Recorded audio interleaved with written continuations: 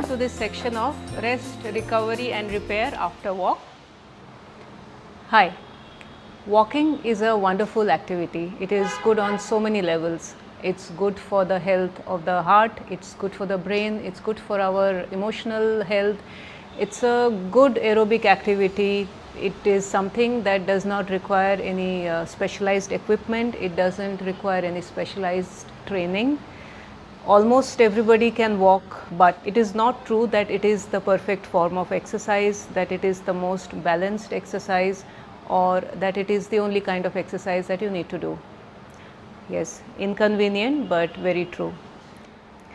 When we walk, there's only certain joints in the body that are moving. So as you take a step forward, it's primarily the lower limb that is moving, your legs, and the joints here, the hip joint, the knee joint and the ankle, front leg, back leg, that's the extent of the movement. So, one, very limited joints of the body are engaged. Secondly, even for those joints, the range of movements that those joints are getting exposed to is very limited. Let us take the example of the largest joint here, that is the hip joint. So, this is all it does. It slightly does this. This is called a flexion action. And as a back foot, it slightly does this. This is called an extension action. Flexion and extension, only to that extent. Now watch how much flexion and how much extension the hip joint is actually capable of. And again, this is not something that requires a high level of skill. Most of us can probably do this. So this is the kind of flexion that the hip joint can do. And on the other side, this is the kind of extension that the hip joint can do. In addition to that, it can step out, it can step in,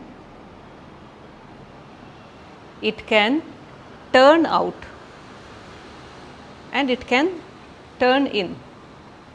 All of these actions are possible to varying degrees because of the anatomy of the hip joint and also our habit patterns, how we have been training ourselves, how our individual anatomy is, but all of these are possible. So, the hip joint being a ball and socket joint, it's called a ball and socket because the main bone here, which is the femur, the thigh bone, its head is like a ball, like my fist here. If you can think of the bone as the forearm, and it goes and fits into a socket, which is the hip socket.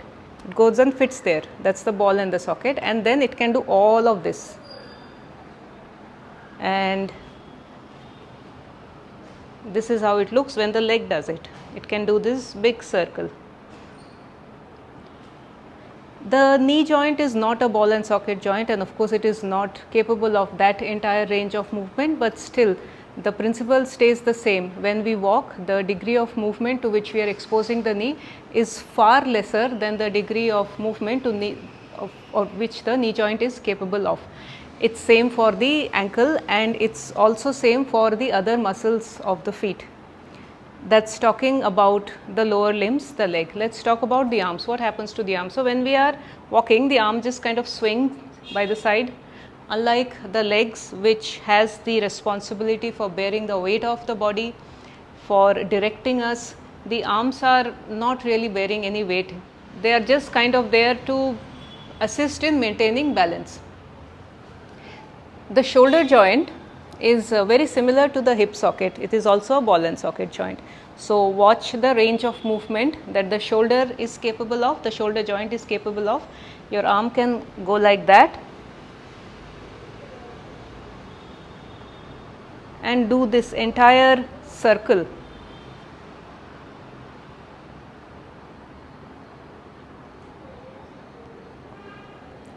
But when we walk, this is all it does. And the elbow joint is similar to the knee joint, the ankle joint is similar to the wrist joint. Now this is the thing about our joints. If we do not expose a joint to the full range of movements of which it is capable, two things happen. One, we lose that range. Secondly, even the narrow range that we do continue to use, becomes vulnerable. It's like if we want to be upright and be on our legs, and we want till the very end of our lives to stand without any support, without any assistance, it is not enough to just stand straight. We have to in fact train ourselves to go forward, lean backwards, to twist. All of these actions are in fact necessary for us to continue to be upright for years and decades to come. It's the same with walking. So, to just do this limited range of movement, it is not enough to keep doing this limited range of movement. We have to expose these joints to the entire range of movements of which they are capable. Now, we have often seen in our regular classes amongst people who walk, who run, who bicycle, all of these activities are in one way they are similar. They are all repetitive short range activities.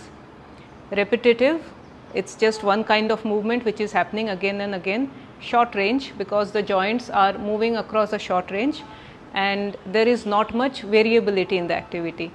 The common pattern that we have seen is that people, after doing it for years and decades, experience that slowly some pains and niggles and discomforts start creeping in, which makes it very difficult for them to continue with this activity which they love. Let's look at a couple of other reasons why walking might not be the perfect and the most balanced physical exercise. When we walk, the arms and the legs is all that moves. So what are we not moving? We are not moving anything from here to here. We are not moving anything from here to here. That's the entire length of our spine. It's more or less kind of in one place. Now, spinal health, spinal movement is extremely important. The spine is not just an anatomical structure, it is also the main pathway for our central nervous system. The central nervous system passes through the spinal cord. It is also one of the frames for all the organs which are here, the heart, lungs, the digestive organs, the reproductive, urinogenital organs. The spine forms a back support for all of these organs. So, it is important also to expose the spine to various kinds of movements which does not happen in walking.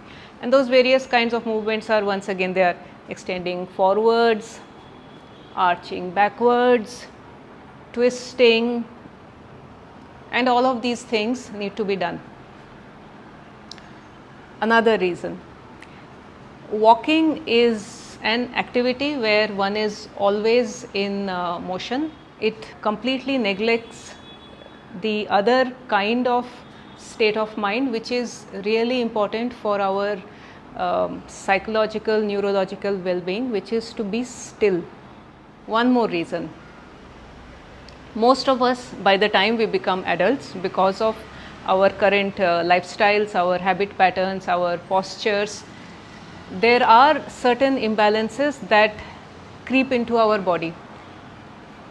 For example, your hip might be a little misaligned, your shoulder might be a little misaligned, you might have a forward head carriage. Walking does not help us look at and resolve any one of these imbalances unless you are doing it with a lot of alertness and attentiveness. Now, one of the good things about walking is that you don't have to think so much about it, and you can just walk. So, obviously, most of us, when we are walking, we are not thinking about all of these things, and these misalignments and imbalances, in fact, they get reinforced. So, when you are walking, for example, your forward head carriage might get even more reinforced. If you have a tendency to drop, arch, flat foot, that might get even more reinforced, and slowly these little things, they add up to create something which later can become quite painful and dysfunctional. And the last reason, when we walk, we are walking forwards, and of course the road is in front of us and the eyes are looking ahead, and we go forward. So, it's an activity which has a primary forward focus. So, we neglect one entire plane of our body which is at the back, and the attention from our back body diminishes more and more and more.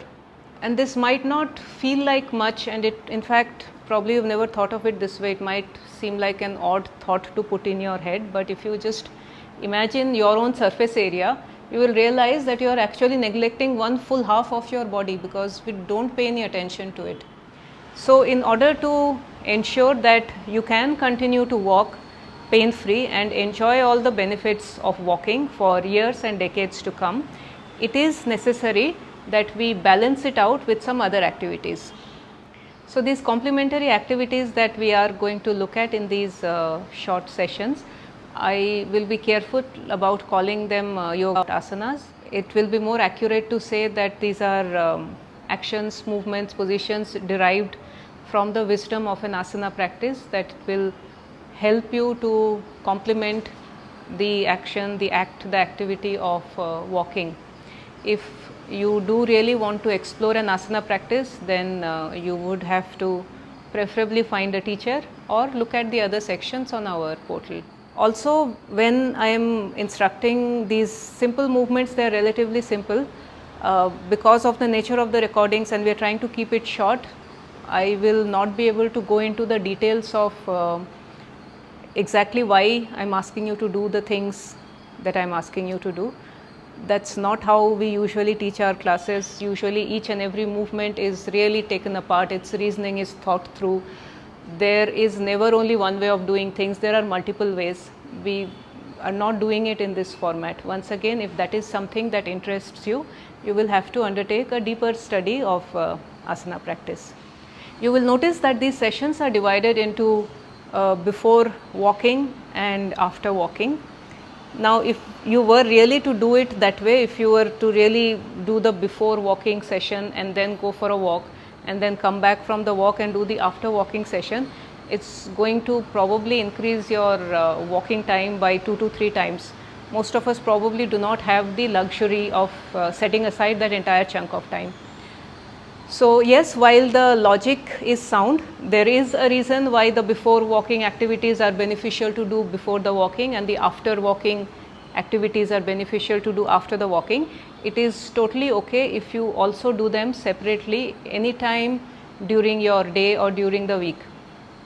In fact, even if you do not do your walking, if you just do these sessions by themselves, they are nice stretches. They are not complete. Definitely speaking from an asana perspective, there is so much we are not covering here, but especially if you have a sedentary lifestyle apart from your walking, these are good to do in any case. There are some things that I am going to use in today's session. I will use a chair, I will use a yoga strap, and this need not be a strap, it can be any long sturdy piece of cloth like a dupatta or a stole or a scarf or even a necktie. And I am using this yoga block and I will use a couple of cushions or pillows.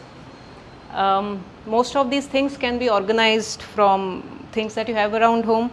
For example, even for a block you could just use a book if you don't mind handling your book that way.